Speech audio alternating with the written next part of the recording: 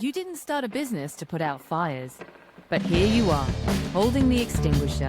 Business isn't theory, it's pressure, late nights, tight margins, the thing that keeps breaking no matter how many times you fix it. When the room's on fire, the amateurs shout, the pros stay calm.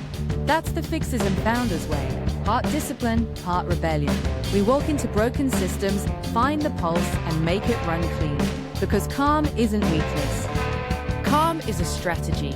We're operators, builders, problem solvers, born from the grind, built for the builders. Join us now as we chat with fixers and founders just like you. Let's jump in. Now, I do have a question. I have a very serious question that I've never been able to ask a bald man. How do you get your head to be so shiny? Do you wax your head or do you just shave very closely? I moisturize. I guess it's because the skin is so tight. I have been on that podcast that I did for Jobber out in Las Vegas. It was in a full studio. They had to put makeup on my head to reduce the shine. So Ben, you'll get to see our first episode was with another bald guy, and it was 3 of us, and he's also an integrator. So it was great for the first episode. Welcome to Fixers and Founders, the place where vision meets velocity. I'm Tony. I'm Forrest.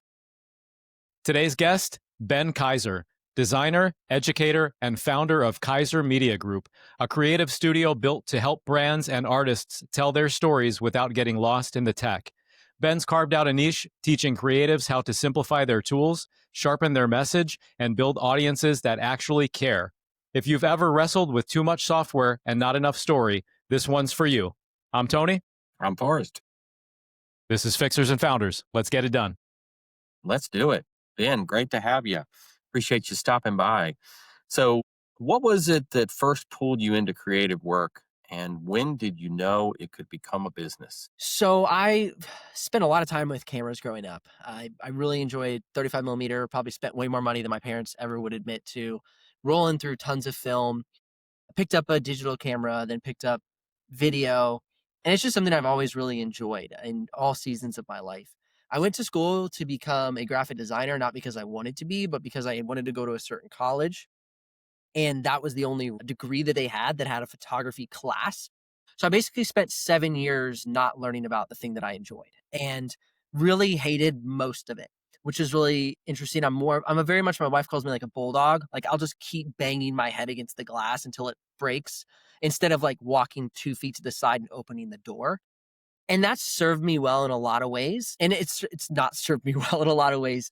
But overall, I think persistence is really what's brought me to this point. I've learned a lot of skills that I wouldn't have if I wasn't as persistent. I now am into a point where it wasn't like necessarily I found monetization. I explored monetization when we were about to have our first child. My wife was kind of the main breadwinner. You know, I'm a creative. Depending on where you're at in your career, you don't make a lot of money. And she's a nurse. And so she wanted, we were talking about having our first child. She said, I'm not going to work anymore. I said, great. That means I have to figure out how to actually make money, not be a starving artist. And so that's where I pursued learning just how to make money online. And that really took me into content and marketing. And I built a YouTube channel. Now it's at about 140,000 subscribers. And we do quite a lot of revenue for a single operator business with only a few contract workers. And that's really opened up my ability to communicate clearly on this form of creative, which is content, and help others do so. And that's really what I enjoy most, is helping other people make content and have that aha moment that content is fun. And I have something interesting to say. And my expertise comes out in a way that sounds intelligent. Having that aha moment when I turn the computer around after a good edit and show them what the results were from their conversation is probably my favorite thing. I love people, and I love seeing people come alive and their expertise be known. And you're great at it. Full transparency, I'm a client of Ben's, and he's helping me build out content. So I appreciate working with you. So What do most creatives get wrong about technology when they're starting out? What do you think that is? I would say that it is, in college, my professors always harped on us to start with paper and then move to the computer. You're in the constraints of a device when you're creating computer first or digital format first. So I think the biggest thing that people get wrong with technology is that it's a tool for creativity. And so what happens is they start in the tool rather than figuring out their idea and then coming to the tool and saying, okay, how do I bring this idea to life with the tool? And so I think the biggest way people can not misuse technology is to start outside of it through conversations, through a sketchbook, through taking a walk. That's really where you'll discover more. I think when you sit and stare at, say, LinkedIn or Instagram all day, your thoughts will become the thoughts that you're reading, you're seeing the images, and then you'll only think that that is all that exists in the world or the only type of creativity that works in the world. And so when you get out, when you have other hobbies, when you have other things that you do, those things come together into your own fusion that becomes Your brand. yes, becomes your message, your brand. It's original. That's really the word I was looking for. That's where you become original, when you bring together who you are. We talked about this, Forrest, like you talked about your content, how a lot of the fun, fluffy, random stuff is the stuff that gets tons of views, tons of engagements, because that's originally who you are. It's expressing yourself. But you're not going to sell you being fluffy and funny and quippy. You sell being a COO, a fractional COO. And that content's what converts. But people don't get to know you or experience you by only talking about those elements. And so that's where I encourage people, creative or non-creative, to have kind of a pillars within their life, specifically talking about content that feed into what they talk about, what they produce. If you only talk about one thing, you tend to be a boring person. I was a boring person for a very long time. I was obsessed with work, obsessed with YouTube. And so I really didn't have that much to talk about. I really allowed myself to be a fully transparent Star Wars fan a couple of years ago. And it's been more fun because my personality comes out more. I showcase who I am instead of just this person who just works all the time. And I think often I was so afraid to be myself that it hindered my ability to connect with people. And so I think that's really the biggest thing.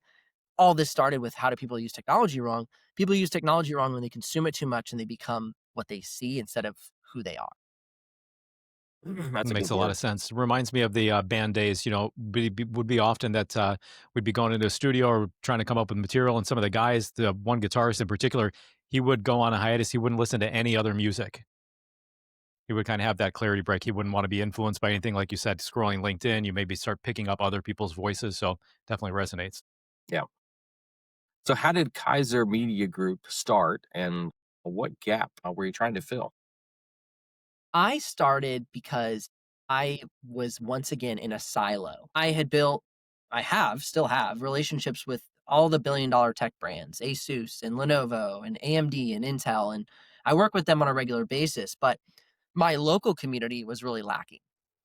I I didn't know really anybody outside of people at my church and my family who lived in the local area. And so about 2 years ago, my wife and I really started to have conversations around what it looked like to be involved in our community, to eventually open maybe a restaurant or open some place to hang out, and how do we get there? And so for me, I'm not somebody who just wants to go hang out in general. So for me, business was going to be the avenue at which I plugged into my community. And so I started to think through the skill set that I had and how that might look offering it to a local community or on a regional scale. And it took me a while to figure out like what I actually had to offer, and took a lot of conversations. And really what I came down to and what I found out through conversations with people as I started networking, as I started getting plugged in, was that I really have the ability to put people at ease and help them tell their stories. I have this personality or this way of interacting with people while making content because I'm so comfortable with it, that brings the best of them out. That helps them explain what they do. That helps them showcase their expertise and their skill, whether it's sitting down and explaining concepts or walking a job site and showcasing why their team produces the best result for a custom home build, for example. And so that's really what became through conversation what I offer, is helping people tell their story. And story doesn't have to be something poetic. Just their story is how they do their craft well or how they do what they do well. Yeah, and you and I've talked about that at length. That you've been classified by some people as just a videographer, but you really are a storyteller.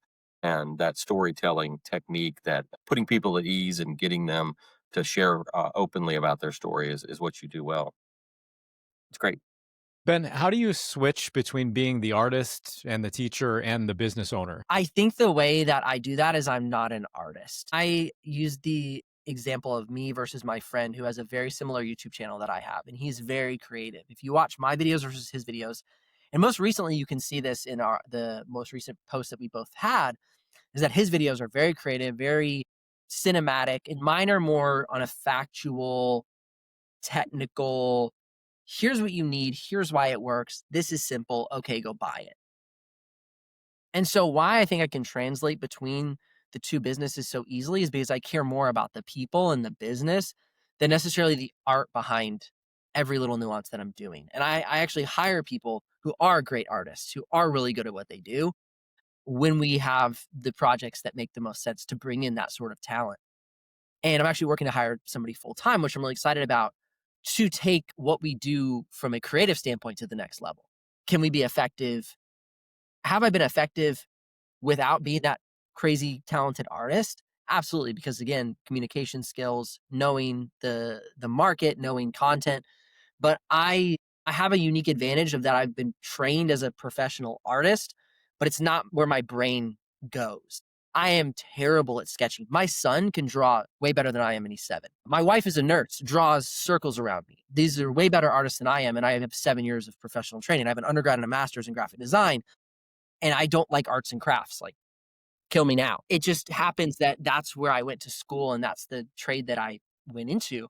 And I'm so glad that I did because it gave me tools that I wouldn't have had otherwise. What has been the hardest part about growing a creative service company while still staying true to your style? The hardest part has been the fear of imposter syndrome because I don't see myself as a creative person. I don't see myself as this incredible force in creativity. And so I'm always afraid that I won't create a good enough product for somebody, that they might not like it. And that's really been something that I've enjoyed seeing is every time people are like, wow, this was such great work. We're so excited. It really is, it started to really affirm that, okay, we're doing great work. Because when you're making YouTube videos, you're just making them for yourself. And yeah, you make them for these brands, but the brands already know what to expect. Like they're coming and paying you to make a video like the video you previously made. When somebody's coming to you or hire you for client services, it's like they've never worked with you before. They've never seen themselves on camera from the way you've produced it and edited it and stuff like that. So for me, it's been a very, very personally raw feeling and journey. Because again, like I don't see myself as an artist, and I've had to overcome some of that imposter syndrome. Yeah, I think we can all probably relate to that for sure. Given your experience, in your journey so far, what advice would you give someone that's looking to turn their personal skill sets into a scalable brand? Don't get too hung up on the details. Details are important, but I think the funniest thing is I just wrote a post on LinkedIn. I've been kind of like going ape over this M dash thing. So I just like write. I've Yes, started to you write have. like M dash posts because I just feel like it's so funny. Like for so long, you'd be criticized so extensively if you spelled something wrong. Like people are like, why'd you spell that wrong? And now like you should spell something wrong so people don't think it's AI. And I think it's just wildly hilarious. I think even video is going to get to a point where people are like, oh, edited with AI. Nope, because I spelled this wrong. Like, it's really funny how like the roles are reversed in this season. And I think artists and designers and creatives and really business people in general can kind of like breathe easy in this season. Yes, still focus on being professional. Yes, still focus on producing great work. But clearly, not everything always has to be perfect. And you're going to discover more shipping than you will waiting and ruminating on every little tiny thing. I mean, Forrest and I talked about that the other day, how getting 90 different opinions is just going to cause analysis paralysis. Like launch, then iterate. That's the secret to content. Secret to content is not coming up with a perfect strategy. It's testing enough things to see what works for you. The secret sauce is hit your face against the glass enough times to where something sticks and you're like, okay, now I've learned. Now let's try and edit that. Let's try and make a tweak of that. And I think that's where I have a lot of confidence because I'm not such an amazing artist. I just have to bang my head against the glass enough times until we make some progress and figure some things out. And so that's what I would encourage other people to do is try not to be as good as you are because it holds you back in a way because you are so good and you can ship such a great product, but often it keeps you from shipping. Yeah. And your first post is always your worst post. That's so true. Where's the M dash key on the keyboard, by the way? I have to copy paste them. I have to literally search it on Google. I have no idea how to M dash. I don't know. I just go to Google and just like, give me an M dash. And then it gives me one. I have to copy paste it. I don't know how to use it. We got some wild card questions. Okay. So no preparation on these. What is one project that still makes you smile every time you think about it? M dash. Even if no one else ever saw it. Yes. Okay, good. I'm glad I have an example for this. I did a collaboration with HP years ago. I have a favorite YouTuber called Make Art Now. Josh Yo, Make Art Now. Yo, Josh Yo. He's amazing. I used kind of one of his videos as inspiration, and I reviewed this mouse. And it was my most cinematic, technical, creative video I'd ever done. It's so fun, and I'm so proud of it. And it didn't get many views because nobody cared about the mouse. But it's my favorite project. That's awesome. What is something outside of work that helps to fuel your creativity? I know you talked on some of that earlier. What's an example that works for you? Right now, it's interesting because I'm in a transition in my life where, like, for the past decade, it's been like survive, make enough money to raise 4 children and take care of a wife and be able to do nice things for her. And I'm in this transition point where like money is starting to become something that's not as overwhelming. I am a product of the crash. So when I was 13, my dad went from like owning a huge real estate portfolio to like living in an apartment that one of his like we didn't even own. And we were like, hey, can we go buy groceries, Dad? And he was like, maybe tomorrow. And so like for me, I've always lived with this like fear of losing everything. And through prayer and just like really through prayer and conversations with my wife, I've gotten to a point, and also through growing a business, that's no longer as much of an anxiety. And so now, like what's motivating me more is this exploration of interesting things. I want to film and do interesting things and capture people in their passions and just create things with people that they're excited about. Because I do have passions, but I know people who are wildly more talented and passionate about very cool things than I am. And so I want to hang out with those people and get those people on video and see the things that they're doing and just capture their excitement and be a part of those big things. That's awesome. That was Ben Kaiser, proof that creativity scales when clarity leads. What he's built shows that technology is not the point, it's the pathway. Simplify the tools, tell the story, and keep creating. I'm Forrest. I'm Tony. This was Fixers and Founders. Oh, my darlings, look at you. Still here with me till the end. That's how I know you're one of us. The fixers, the founders, the ones who build in the chaos and still manage to laugh through it. Drop a comment, share your sparks, and connect with each other. This is where the net weaving begins. Like, share, and subscribe to keep the fire blowing. Until next time.